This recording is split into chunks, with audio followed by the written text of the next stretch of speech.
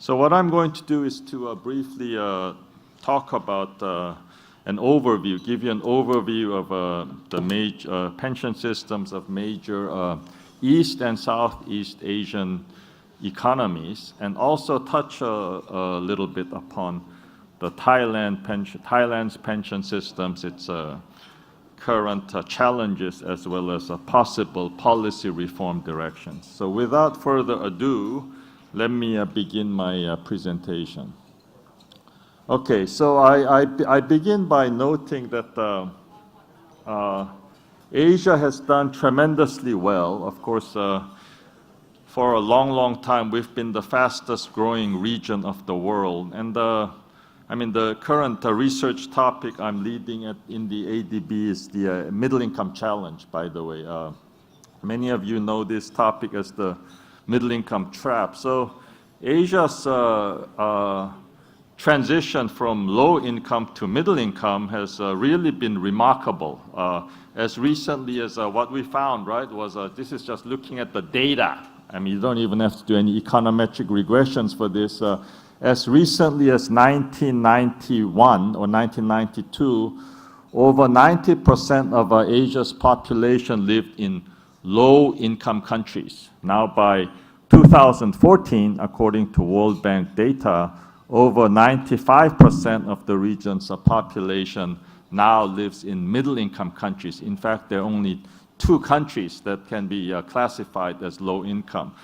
So Asia has done remarkably well in the last 30, 40 years. We've really experienced a tremendous sustained economic growth, and that, of course, lifted general living standards. It's also reduced poverty. Equally importantly, it has reduced poverty on a massive scale. Of course, going forward, we do face a number of structural challenges. We also face some cyclical issues and external issues. In particular, since the global financial crisis, the advanced economies, right, US, Europe, and others, and Japan have weakened significantly. So a major source of growth for us, exports to the advanced economies, will no longer be as powerful in the going forward as it was in the past. But we also have a number of homegrown, domestic, regional challenges, and I think one of the biggest, if not the single biggest, in the 21st century will be old age income support. Okay, and this is a big challenge and a difficult challenge for us for a number of reasons. Because if you think about it, here in Thailand or even in my country, right, Korea, which is an advanced OECD country now, and all other Asian countries, if you think about it, our pension system, as recently as a generation ago, what all of you can remember was in effect the family. The family was in effect our pension system, but these kinds of family support has weakened a lot because of social changes, economic changes, urbanization, families living in a nuclear household. Before, of course, people lived in, even today, right, in rural parts of Asia, rural Thailand, northeast Thailand. Most people live in households with many generations, grandparents and parents and children. And of course, there's a natural bond, also village bond, right? So these kinds of intra-family support. But of course, these kinds of natural support system for the elderly have weakened a lot. But at the same time, what that means, of course, is that formal pension systems will inevitably have to play a bigger role in old age income support. The problem is that I think Pablo, another speaker, is from OECD. He will talk about the OECD and the Latin American experience. But in any case, unlike the OECD countries, we in developing Asia, for the most part, do not yet have mature, well-established, well-functioning pension system. Of course, what that means is there are many Asians, many older Asians who face the risk of old age poverty, and this is true even for richer Asian countries. In fact, in my country, right, Korea, the risk of a widespread old age poverty, this is probably the #1 the foremost social and economic issue, challenge facing the country today. And I led a ADB research project on population aging or demographic change. It was published as an Edward Elgar book in 2011. According to the analysis of that book, it is quite clear that this population aging is a region-wide trend. Even in relatively younger countries such as the Philippines, right, where I'm living, where I work and live, it is already happening among middle class and above Manila households. It's already happening. People are having fewer children, and in the very foreseeable future, that is going to have an impact on the demographic structure. Having said that, of course, there is still a great deal of demographic heterogeneity in Asia.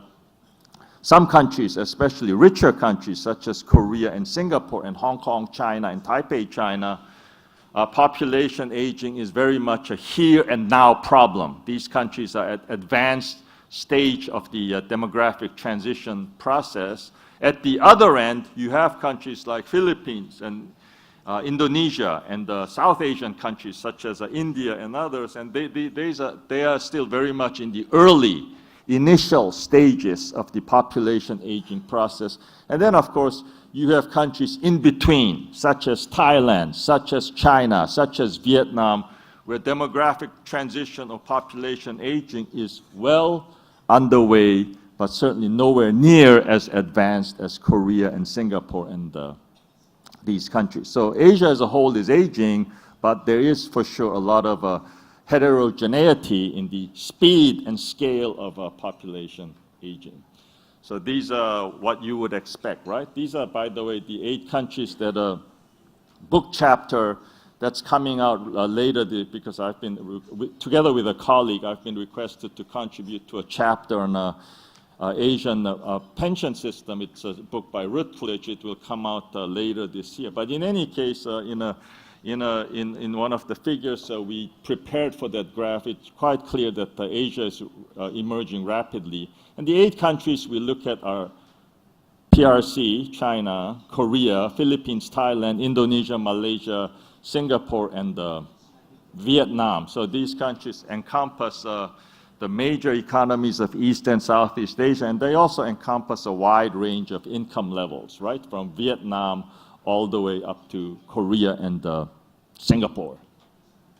So let's just briefly examine the pension system of the 8 countries. So quite obviously, needless to say, predictably, basic structure is very diverse, and they reflect each country's country-specific constraints as well as preferences. So what this means is that key pension parameters such as pensionable age and contribution rates vary and vary a lot, in fact, across these countries. So you can take a look at in the slides. I think it's in the conference folder you have. So what are some big challenges facing the region's pension systems?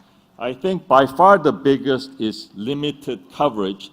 Some of this is due to structural factors, of course. In many of our countries, many workers still, including Thailand, by the way, still work in the informal sector, right? So the share of the labor force which the pension system covers ranges from a very low 11% to a very high 84%. Similarly, there's a lot of variation in coverage of working age population rather than total population, and this is well below the levels you typically see in OECD countries, and unfortunately this lagging behind the advanced economies is even true for richer Asian countries such as Korea, for example. Okay, so this is what I just said. So another thing, another issue is, well, if more people are covered by the pension system, that's good, but then the next question becomes, do they get enough to live on, right? In other words, adequacy of adequacy of retirement income, adequacy of pension benefits as a source of income, post-retirement income. And here again, Asia falls well short. In other words, we have a long way to go before we can secure adequate post-retirement income for the region's large and growing elderly population. So this we will skip. But let me just give a few Asia-wide reforms. I mean, even though, of course, these 8 countries are very different, so there'll be a lot of country-specific, right, reform directions. But nevertheless, from our analysis, it's still quite clear some relevant messages, some relevant reform directions emerges that's relevant for the region as a whole, even though inevitably many reform directions will have to be country-specific, shaped by the country's specific constraints and preferences. So one is, I think many countries in Asia, we simply don't have a national blueprint for old age income support. In other words, there has to be a systematic national blueprint for old age income support that can really serve as the basis or foundation of how each country in the region is going to tackle this old age issue, this population aging issue. Of course, these national blueprint will have to take into account country-specific factors such as the current status or current state of the country's old age support systems. Well, very much related to this point is, I think in order to have a viable, right, in order to have a viable, meaningful national blueprint for old age income support, you do need that blueprint to be built on a basis, on a strong foundation of national consensus, systematic and constant dialogue among all stakeholders, right? And then further, more specifically related to that is, I think there's a need to set up or establish a National Social Security Council, or NSCC. And this kind of institution, if you will, can really play a major role or a key role in building, not only building national consensus behind a strong blueprint for dealing with old age income support, but also maintaining that strong national. In other words, keep the dialogue going and keeping this very much on the top of the national mindset, on top of the national agenda. Because Thailand, for sure, like most East and Southeast Asian countries, this is going to be a very big issue in the very near future. So improving transparency, accountability, and professionalism. I'm sure the GPF investment team, for example, is doing a very good job in terms of these kinds of issues in managing the members' funds efficiently so as to generate the highest possible risk-adjusted returns. Promoting equity and sustainability. Well, in many countries, for example, I mean, the civil servants, right, tend to get a better deal, right, than the rest of the population. But in this case, that creates a lot of discontent, and it also harms the credibility, right, of the entire national system. So this is not an easy issue. It's a politically sensitive issue in each and every country. But in any case, these kinds of issues at least have to be discussed, right? And some ways will have to be found, right, to resolve those issues. And as I mentioned earlier, achieving adequate retirement income. And then, of course, as I said, this is really I think, a key issue. Asia, right, is woefully, terribly, for the most part, not hopelessly, but we are vastly underprepared for this old age income security issue that we are facing. Why? Because we grew so fast, because this family support, our traditional pension system, if you will, broke down very quickly, precisely because Asia grows so much faster than the rest of the world. What took centuries in rich countries, in Western European countries and the US, right?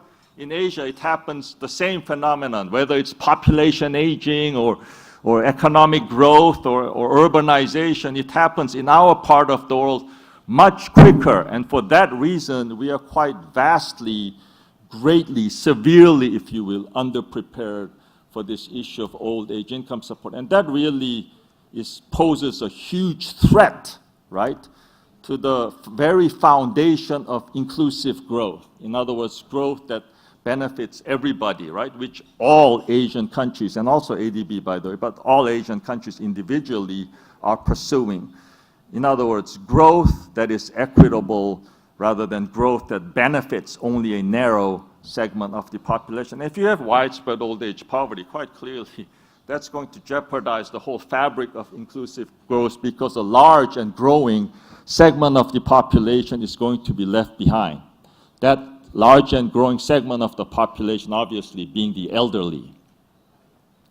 And then, of course, very much, what I gathered from my conversation at the dinner last night with the GPF investment team, of course, improving returns, risk-adjusted returns on pension assets. Of course, this is very difficult in the current investment environment, right, with low interest rates and all these low global, although it is rising, right, in the U.S. Fed. And that's only natural that it should rise, because U.S. Fed, all they're doing is they're normalizing interest rate policy, right? So after the global financials broke out, boom, right? Of course, at that time, ultra low interest rates, zero interest rates were entirely the appropriate policy, right? Because the patient, right, the world economy and the world financial system was in the emergency room. So of course you need extraordinary measures. But the problem is now even though the patient was well recovered, at least from the crisis,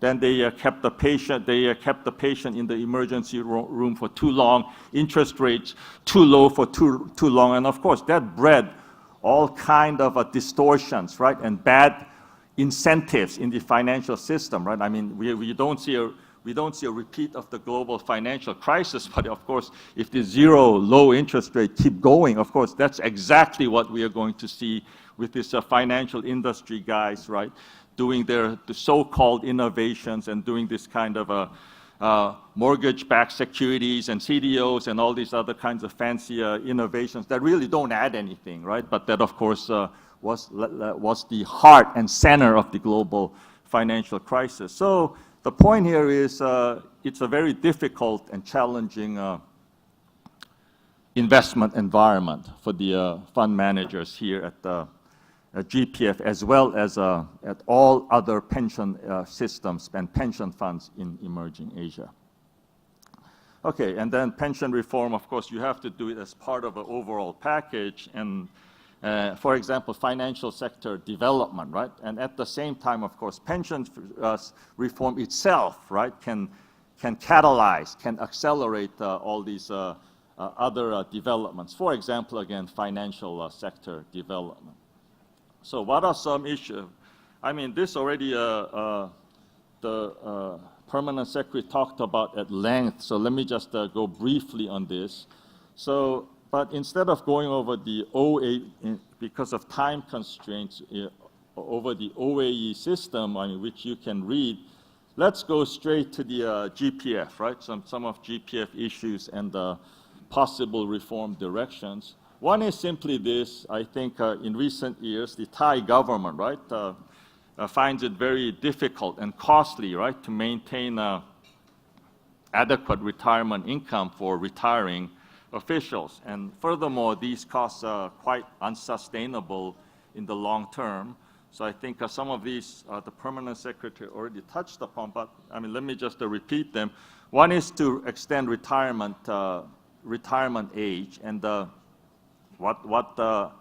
as the Permanent Secretary said, this does not involve like 5 years or 10 years extension.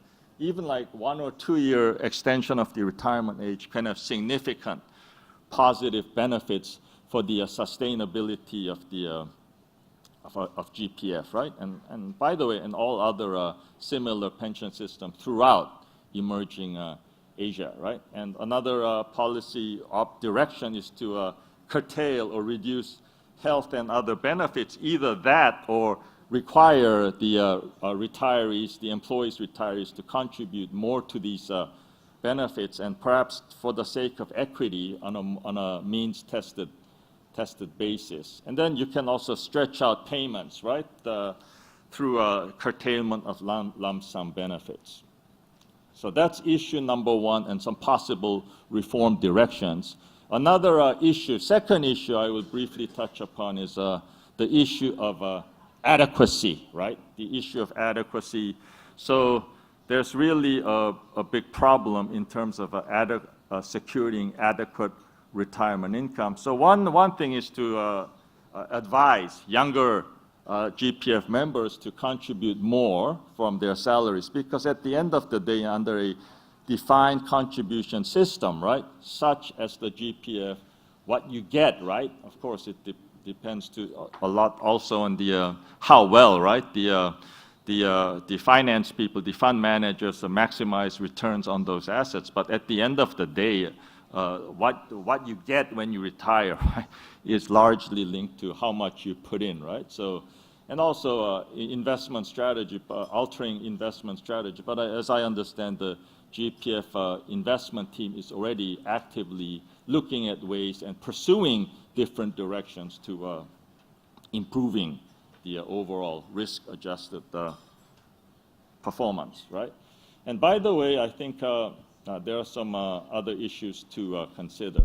Now, the third issue is this, that where is it? Okay, government workers, in other words, GPF members, right? Many of you here have relied on this promise of a secure retirement, right? And so, of course, these kinds of expectations of having enough income when I retire, when you retire, when they retire, should be respected and satisfied to the extent possible, right? And of course, the longer a person, he or she has been in the public service, of course, the greater will be his reliance on, or his or her reliance on GPF benefits, right? For a comfortable, reasonably comfortable post-retirement life.